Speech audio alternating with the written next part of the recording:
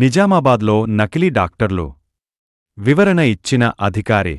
నకిలీ వైద్యుల నిర్మూలన దిశగా మెడికల్ కౌన్సిల్ పనిచేస్తోందని తెలంగాణ వైద్య మండలి వైస్ చైర్మన్ డా శ్రీనివాస్ అన్నారు. నిజామాబాద్లో పాటు బాన్సువాడలోని 30 క్లినిక్లో తనిఖీలు నిర్వహించి 15 మంది నకిలీ వైద్యులను గుర్తించారు.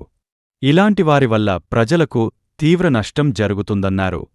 క్లినిక్లకు అనుబంధంగా ఉన్న మెడికల్ స్టోర్స్లో సైతం తనిఖీలు నిర్వహించారు.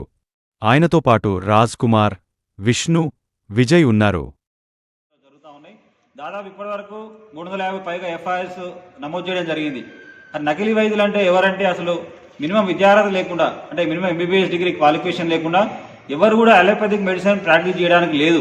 సో ఇది క్లియర్ కట్గా NMC national medical commission guidelines లోపల ఎన్ఎంసీ 34 and 54 ప్రకారంగా వితౌట్ ఎంబీబీఎస్ డిగ్రీ లేకుండా ఎవరు మోడర్న్ మెడిసిన్ ప్రాక్టీస్ చేసినా, అలోపతిక్ మందులు ఇచ్చినా, అది ఐవీ యాంటీబయాటిక్స్ ఇచ్చినా, స్టిరాయిడ్స్ ఇచ్చినా, తర్వాత ఓరల్ యాంటీబయాటిక్స్ ప్రిస్క్రిప్షన్ రాసినా కూడా, పెయిన్ కిల్లర్స్, సో ఏది ఇచ్చినా కూడా వారిపైన ఎన్ఎంసీ యాక్ట్ 34 ప్రకారంగా 1 year ఇంప్రిజన్మెంట్, తర్వాత 5 lakhs ఫైన్ ఉంటుంది అనేది చట్టం ఉంది. అంతేకాకుండా Telangana medical registration practitioner Telangana medical practitioner registration act ప్రకారంగా కూడా వారిపైన రైడ్ చేసి ఎఫ్ఐఆర్ చేసి నమోదు చేసేటువంటి అధికారం తెలంగాణ మెడికల్ ఉన్నాయి. కాబట్టి నకిలీ వైద్యుల నిర్మూలనకై దాదాపు గత 10 నెలలుగా ఇప్పటికీ 350 ఎఫ్ఐఆర్స్ నమోదు చేయడం జరిగింది. సో దాంట్లో భాగంగా నిజామాబాద్ జిల్లా లోపల 30 క్లినిక్స్ని మేము రైడ్ చేసిన దాంట్లో 15 మందికి పైగా ఈరోజు ఎఫ్ఐఆర్స్ నమోదు చేయబోతా ఉన్నాం. సో రిగార్డింగ్ ఏంటంటే నకిలీ వైద్యులపైన చాలా సమాజం లోపల చాలా అడ్వర్స్ ఎఫెక్ట్స్ అనేవి వస్తూ ఉన్నాయి.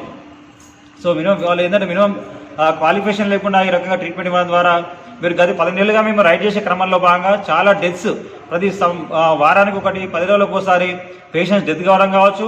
తర్వాత వీళ్ళు చేసేటువంటి అబార్షన్ పిల్స్, అబార్షన్ సంబంధించిన కిట్స్ ఇవ్వడం, అబార్షన్ చేయడం ద్వారా రీసెంట్గా వరంగల్ జిల్లా లోపల యంగ్ పేషెంట్ 30 సంవత్సరాల ఎవరైతే ఆమె ఉన్నారో ఆమె అబార్షన్ అయిపోయి తర్వాత కంటిన్యూస్ బ్లీడింగ్ అయిపోయి అక్కడ ఎంజిఎం హాస్పిటల్, జిఎంహెచ్ హాస్పిటల్లో వరంగల్ అడ్మిట్ అయిపోయి ప్రాణాపాయ స్థితిలో మల్టీ ఆర్గన్ డిస్ఫంక్షన్ అయ్యి సెప్టిక్ షాక్ వెళ్ళింది.